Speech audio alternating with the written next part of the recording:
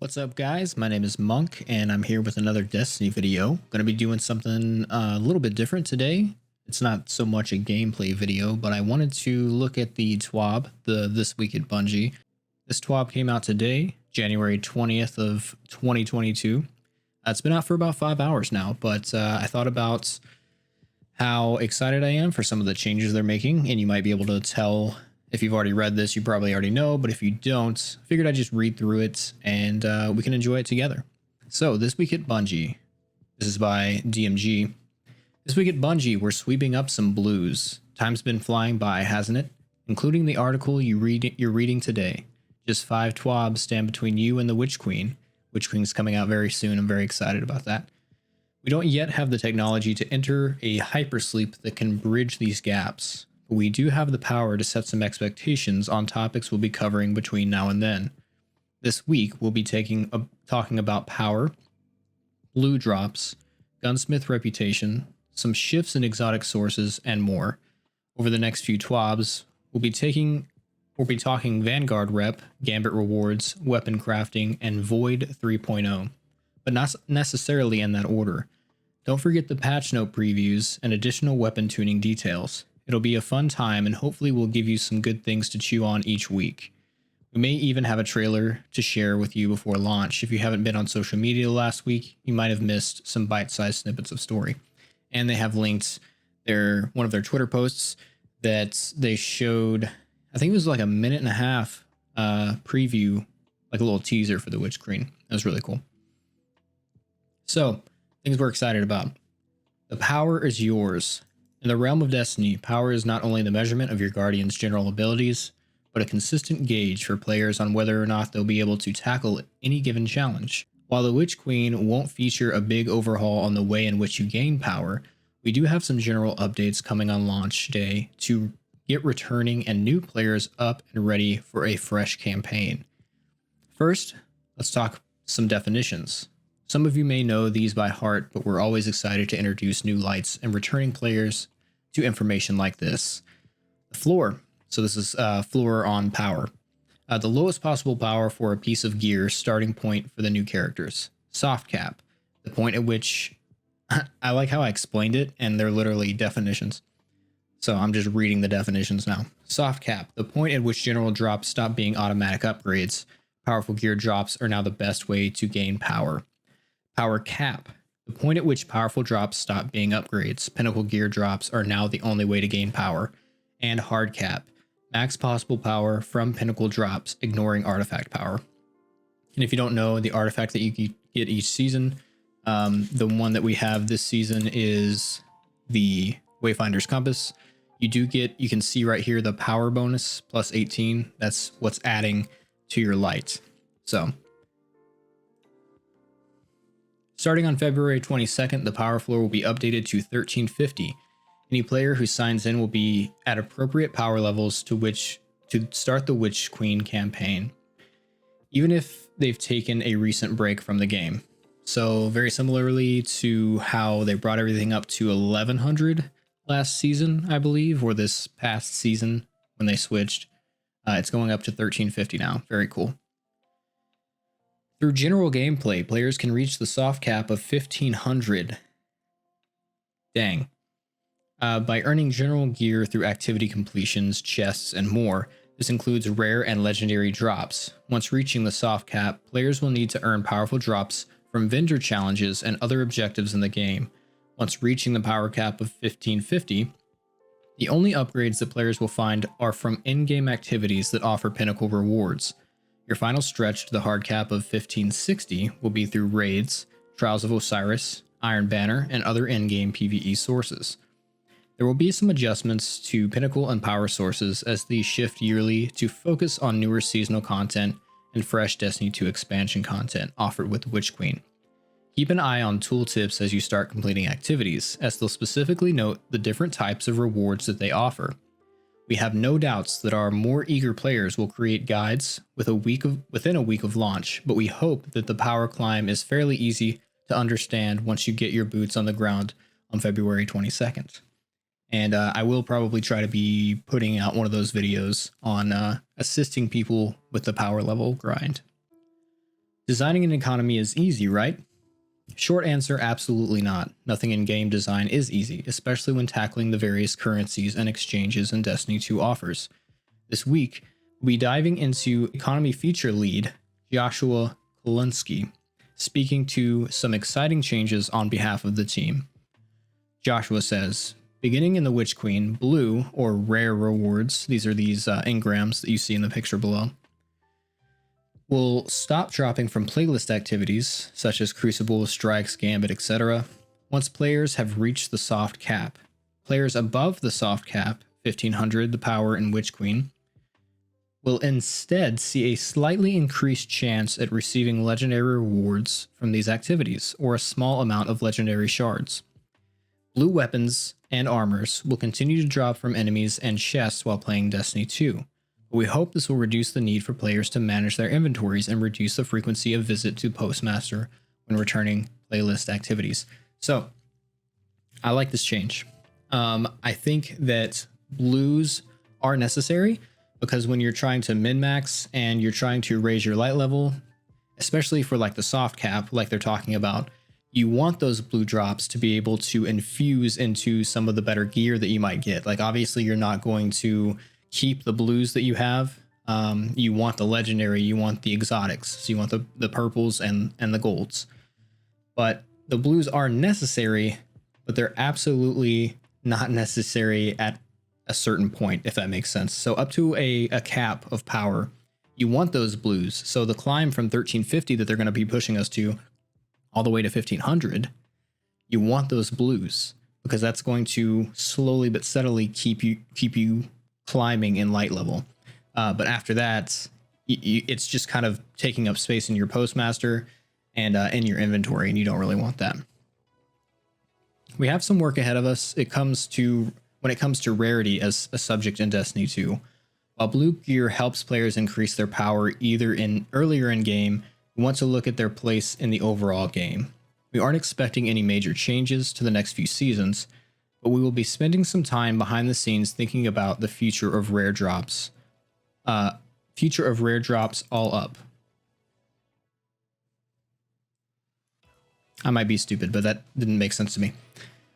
Gunsmith reputation.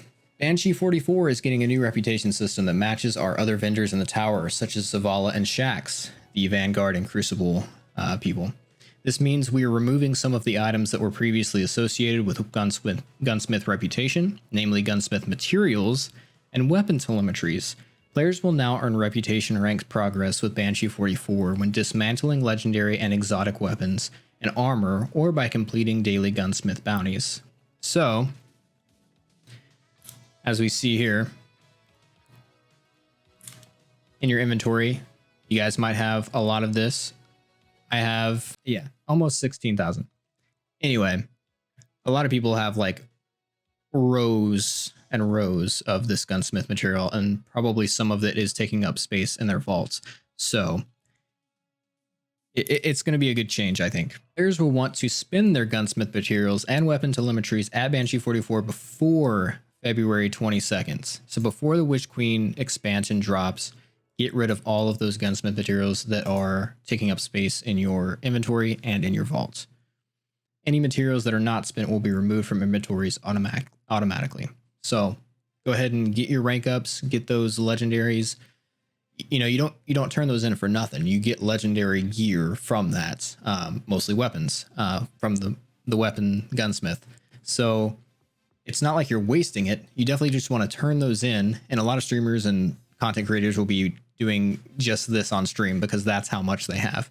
So I'm kind of excited because it gives the opportunity to for some people to create some content, and they might get some really cool weapon rules out of it too. Mods and mod components. We'll also be removing mod components from the game, starting in the Witch Queen. Weapon and armor mods sold by Banshee 44 and 801 respectively will no longer require mod components to purchase and will instead cost 10,000 glimmer each. That's interesting. Furthermore, as part of this update, we're increasing the number of mods available on each vendor at a single time from 2 to 4.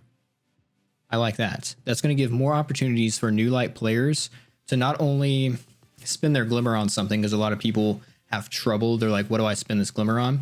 That's a good change. Mod components only come when you dismantle legendaries most of the time, and new light players are not very adamant about deleting something, especially first starting out. So I think this is a really good change. And again, for new light players, vendors selling 4 mods instead of only 2 is going to give them more opportunity and a better chance to get the mods that they want to do the builds that they want. So I really like this change a lot. Before we move on, it should be noted that all ghost mods that generate weapon telemetries will be removed as they no longer serve any purpose. Raoul's taking over. As we mentioned in the past, Master Raoul will be inheriting Spider's material exchange duties and the Witch Queen. They talked about this on a previous TWAB. Exchange rates should match what you know from Spider for now, but these services are being shifted to the tower as the Tangled Shore will soon be off limits to Guardians, so they're vaulting the Tangled Shore. So any activities or quests that you need to do on Tangled Shore, get those done. In addition, Raoul will also be picking up some of the wares that Banshee 44 and 801 once offered, specifically the sale of enhancement prisms and ascendant shards. As noted above, this makes space for more mods to be available for purchase during a given week. Raoul will offer these materials at the same price as Banshee 44 and 801 once sold them. So another vendor that is going to be selling more mods. So going to be great. As a final note before we move on to some exotic news, Master Raoul will also be able to decrypt Umbral engrams. That's also great because right now, you have to go to Raoul for primes and powerfuls and to the helm for the Umbral engrams. So that kind of is just like a time waster to me. Players will not have to hop between the helm and the tower to decrypt all the engrams in their inventory. Great. Focusing for individual season weapons and armor will live on seasonal vendors in the helm moving forward. Okay, that's interesting. Focusing for individual season weapons and armor will still be at the helm. So you want to focus specific weapons from a given season, you'll still need to head to the helm for decryption. I'm trying to be potato.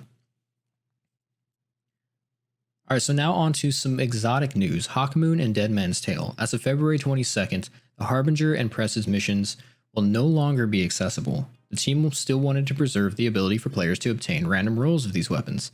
Therefore, instead of adding these items to the Monument to Lost Lights, as we have done for most of our previous exotics that have no longer have sources, these 2 weapons will show up as part of Xur's inventory each week. That's pretty cool. I like that a lot. So Xur is now going to be selling specifically different rolls with different perks of Hawkmoon and Dead Man's Tale. I like that.